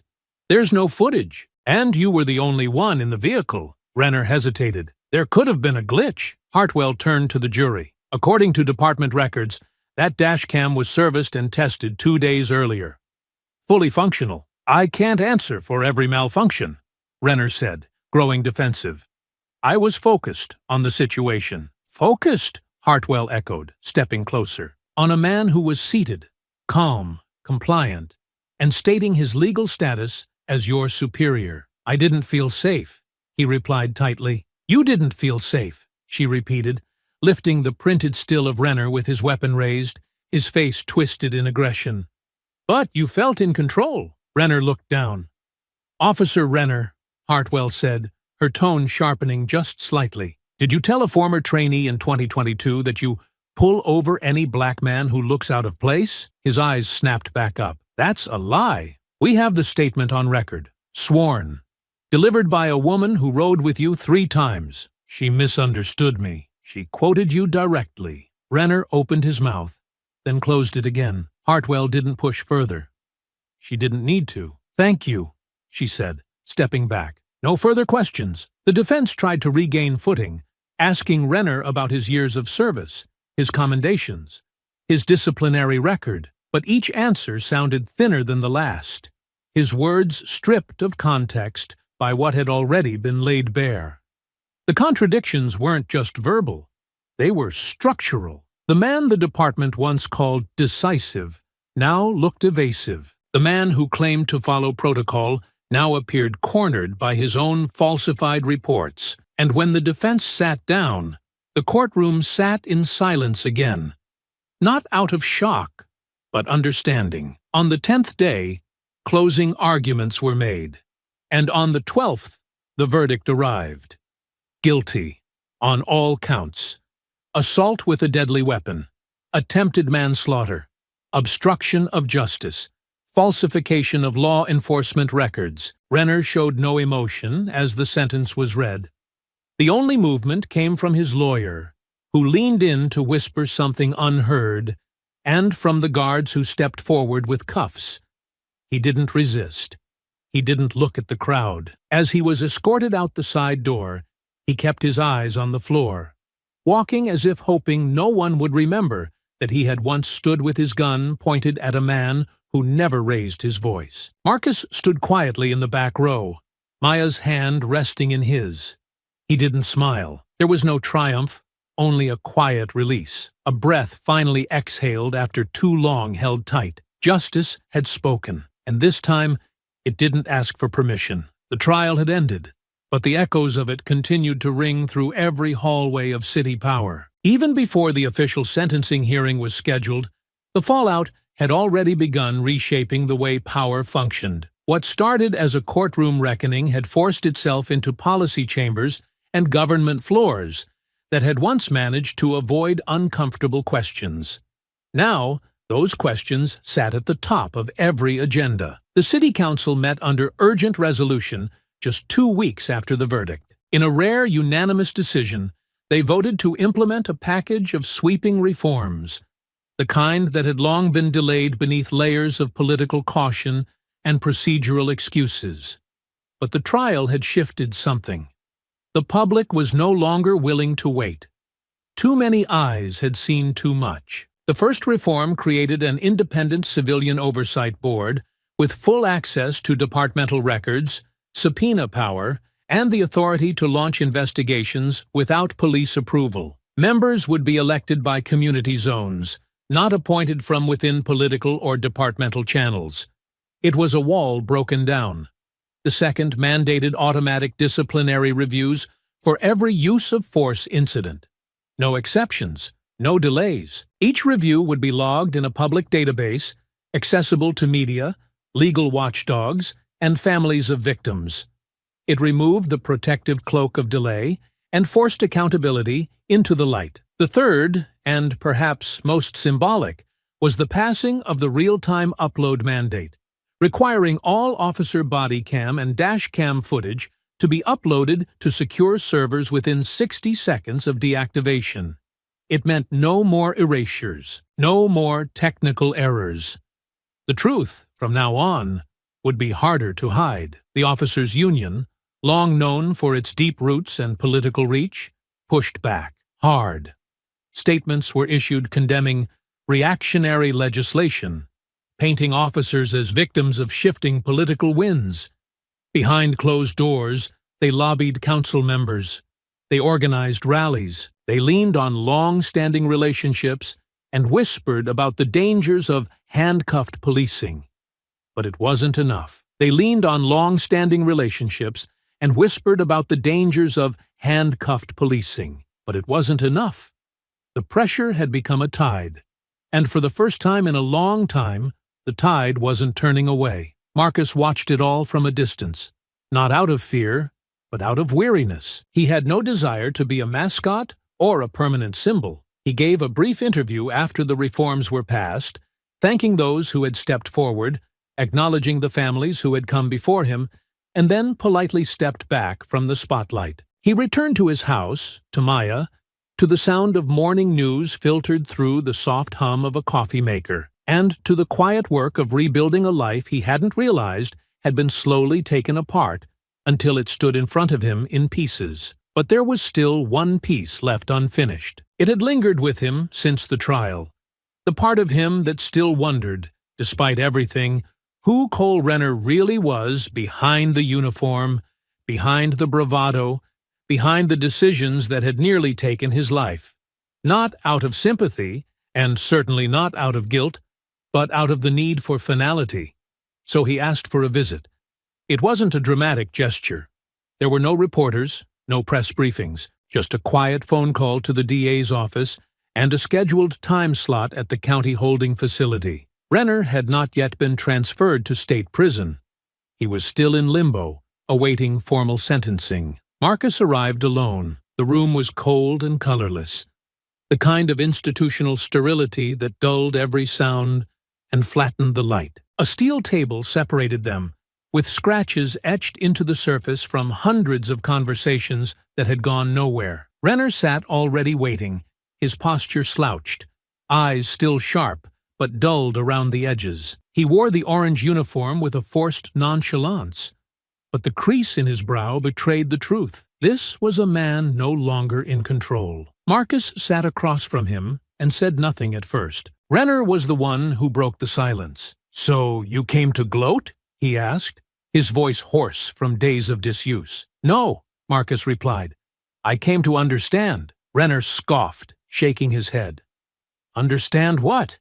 That you threw away your whole career just to play hero?" "I didn't throw it away," Marcus said. "I gave it meaning. You think any of this changes the street?" Renner leaned forward now, arms on the table. "You think policies and paperwork stop bullets? You think oversight boards are going to walk into a domestic call and tell a guy with a knife to sit down and be reasonable?" "I think people deserve better than fear," Marcus said calmly. "And I think the badge is supposed to serve the people, not protect those who use it as a weapon." Renner's jaw tightened. "You don't know what it's like. Out there. Every day. One wrong move and—" "You made the wrong move," Marcus interrupted, but his voice didn't rise. "And you made it more than once." There was a pause then, a long one. Finally, Renner leaned back and looked away, toward the tiny slit of a window where daylight tried to seep through. "I did what I had to," he muttered. "That's what we're trained to do." "No," Marcus said quietly. "That's what you were allowed to believe." Renner didn't respond. Marcus stood slowly. He didn't offer a goodbye. He didn't offer forgiveness. There was nothing left to say that hadn't already been said under oath. But as he walked toward the door, he paused just once, his hand resting against the metal frame. "You could have admitted it," he said without turning.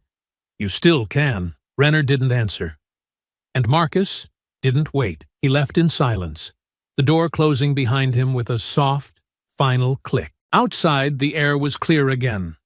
The city had not healed, not yet, but it had begun to breathe differently, like something inside it had been loosened, stirred, broken open just enough to let the light in. The city didn't erupt in celebration, nor did it pretend that justice had resolved everything overnight. There were no fireworks, no sudden parades through the streets, no declarations carved into banners that draped across City Hall. What followed instead was something more enduring, something quieter and harder to capture in headlines. It was the sound of a collective exhale, of doors opening a little wider in neighborhoods long held in the grip of distrust, of officers walking their beats beneath the weight of new expectations, and of conversations once held in whispers, now being spoken plainly, unapologetically, in rooms that had finally been forced to listen. The movement born from Marcus Hale's refusal to remain silent didn't end with the verdict or the resignation of those who once held unchecked power. It evolved, reshaping the very systems that had allowed silence to thrive. Meetings, once filled with procedural jargon, now carried urgency. Policy briefings no longer began with how to preserve public image, but with how to restore public trust. Not everyone welcomed the change, and resistance still lingered in corners too comfortable with the old way. But the city had already begun moving forward, and the ones clinging to the past could no longer slow it down. For Marcus, the aftermath arrived not as a wave of public attention, but as a gentle retreat back into something grounded. He did not return to the halls of oversight or accept the flood of offers extended by advocacy organizations, academic panels, or legal institutions eager to claim him as a symbol of integrity.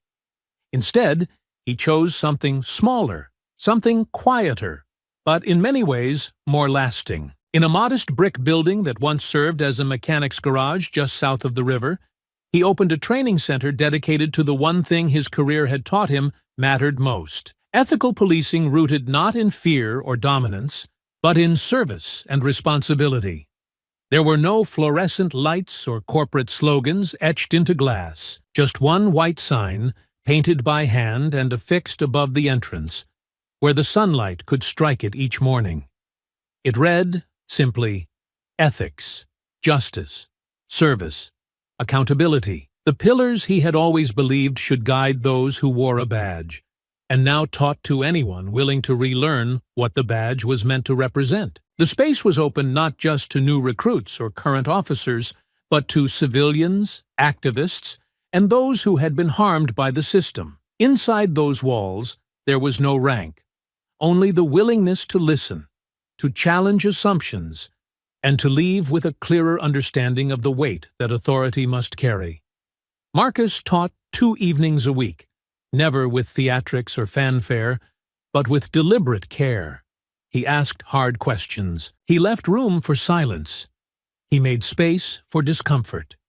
He watched young officers sit in quiet reckoning as they re-examined procedures they had accepted without question, and he guided them, not with condemnation, but with clarity, toward a deeper sense of responsibility. Maya, too, found herself stepping into a broader legacy. Though she had always been a force in her own right, the trial had illuminated her voice, and across the state, doors opened that once would have remained shut. She took on civil rights cases with a fierce, meticulous drive that had become her hallmark. Landlords who had denied housing based on last names. Schools that over-disciplined black students without due process. Police departments still resisting oversight in smaller counties where cameras rarely turned.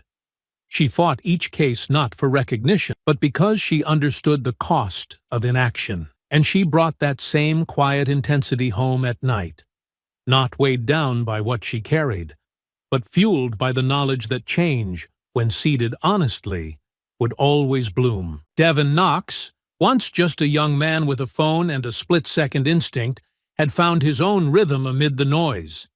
He declined every brand deal, every attempt to turn him into a face on a poster, and instead walked back into the communities that had shaped him, not to lecture, but to build. With help from local partners and a modest grant secured through the mayor's office, he helped establish See It Through, a program that offered young people a space to learn not only about their rights, but how to document injustice, how to tell their own stories, and how to engage with systems without losing themselves to them. His workshops became a steady pulse through the neighborhoods, quiet, consistent, and honest. He never called himself an activist, but people did, and he never argued with them. And then there was Ortega. When the governor formally announced her appointment as the new commissioner of the department, there was no parade, no handshake ceremony with staged applause. There was only expectation, and the long shadow of a department that had shielded its worst for far too long. But Ortega walked into the role not with promises, but with policy. She restructured the complaint intake system. She cleared out desk drawers that had held ignored reports for years. She appointed civilians to her advisory board and required her officers to sit across from those civilians every month and explain their metrics face to face. She didn't make sweeping speeches. She didn't offer comfort to those who resisted the change. She worked late, answered directly, and made sure her badge meant what it was supposed to mean. And somewhere in that city still healing, still learning, still trying to understand itself again, Marcus found moments of stillness. He walked without the weight of secrecy. He spoke without wondering who might try to twist his words. He returned, slowly, to the man he had always tried to be.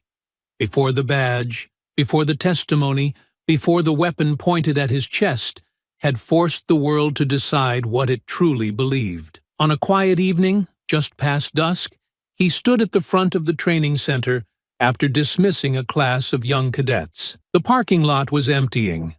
The lights above hummed low. Inside, the whiteboard still bore the words he had written at the beginning of the session. What is the purpose of your authority? He didn't erase it. He left it there. Not for himself, but for the ones who would come after him. I hope you enjoyed that story. Please share it with your friends and subscribe so that you do not miss out on the next one. In the meantime, I have handpicked 2 stories for you that I think you will enjoy. Have a great day.